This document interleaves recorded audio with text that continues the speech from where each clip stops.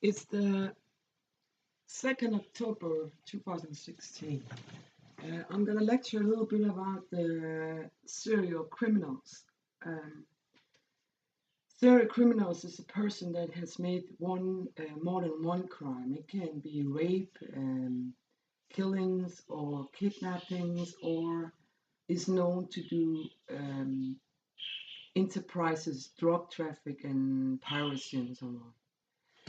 One of the things that's the problem right now in Europe is that a lot of fugitives from the human traffic, um, in that group of personnel, there is some of the people who is not from war, but goes in under the traffic as front soldiers in mafias, right? That means that somebody you think is from Ghana, maybe is from the United States or UK or France. And you also see some people from Afghanistan, maybe comes from Mexico or so on. So actually, it takes a little more than checking a passport and making an interview to find out there's people coming in as human traffic in the mafia networking, if they are front soldiers or unluckily hit by war. We also have a growing problem of children being trafficked into Europe and from Europe maybe to the United States. And those children are from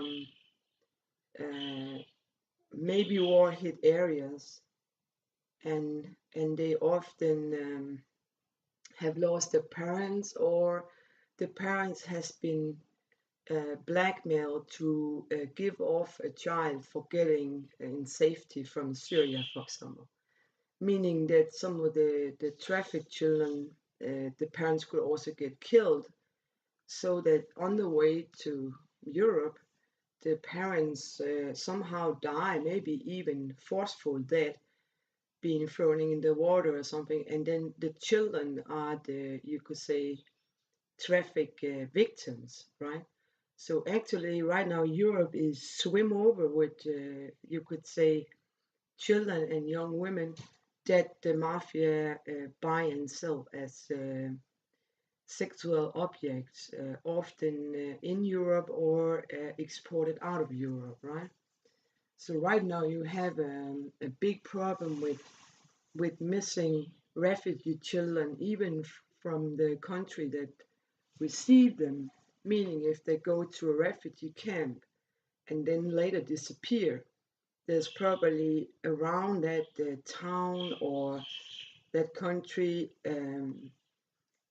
a mafia networking which is ready when they arrive and have the right papers. So actually, if the refugee child has Swedish paper, it's easier to traffic them. If you go through an airport with a refugee child with Swedish paper, and say that this child is registered as Swedish but have to go to, I don't know, Belgium, Holland, together with an adult that maybe even inside the system, right? So actually you have a lot of traffic right now that's a disaster for the children, and some of the children is never going to see a school or having a normal life, and they're lucky if they survive. Um, there is some suspicion against that some of the traffic victims stay in houses for a few days where they're abused, and then they're trafficked to the next country, the next house, and they're being abused, or they stay by criminals, right?